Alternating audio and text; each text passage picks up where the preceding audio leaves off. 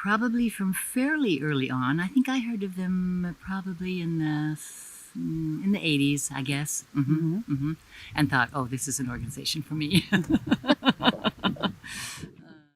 I tell people I'm abroad, and they just laugh, and that's great. The lightheartedness of it is important too. And we're all, we're serious, but we're not all serious all the time. We have fun, and that's what life is all about. I've been abroad for a couple years. I'd heard about them for a long time, but I didn't really have time in my life to do it. And so I finally, in Portland, they started the first chapter, and I heard there was a meeting, and I went and became co-leader that very day. Wow. Well, my mother, Ginger Harmon, is a founding member of Great Old Broad, so I have been a member of Great Old Broad since the beginning, 25 years ago.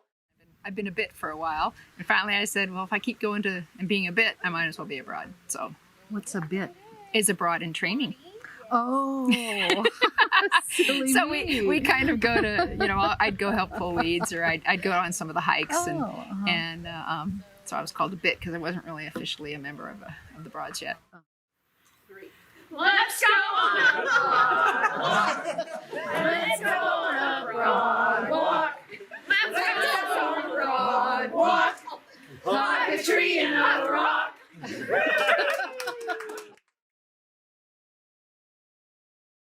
It's wonderful that people are going out into the woods and into nature and seeing it and experiencing it. But as our population grows, I feel that things are being overused, overloved, and I think it's important to save what we can. Mm-hmm.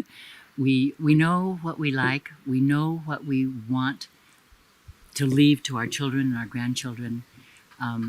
We want them to know what we have known. We probably all pretty much feel that we have been so fortunate, and we want our descendants to know the same thing. Yeah, that's lovely. It doesn't matter if I can personally get into a particular wilderness or wilderness at all. Maybe I just can't anymore.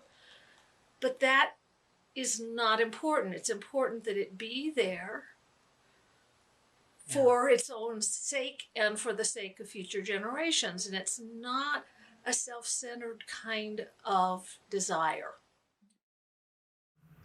The dream is to not only, the dream is to not only preserve the lands that we have, but to see more added to it, and to see those lands used as wilderness, not as guiding services, place to go to because they can't get permits, or a helicopter's place to fly over because they can't fly over the park, but real wilderness, preserved wilderness, that untrammeled whole idea.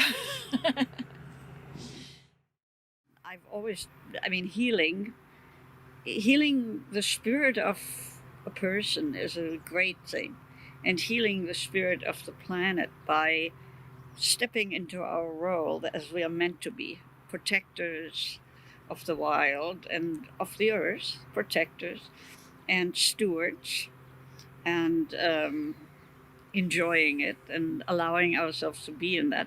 I think that's just about the best I can imagine to do for nature. I think grassroots activism in our country is essential to democracy. If we're not personally engaged in that, then decisions get made without us. And we begin to feel that, this is not something we can do anything about. We each do bring our gifts, our power to our work, and therefore we have to engage others to do the same. So it's really about igniting that sense of power that we each have, particularly engaging in battles that sometimes we'd rather not be involved in. And yet we see that that's our responsibility to protect lands and waters.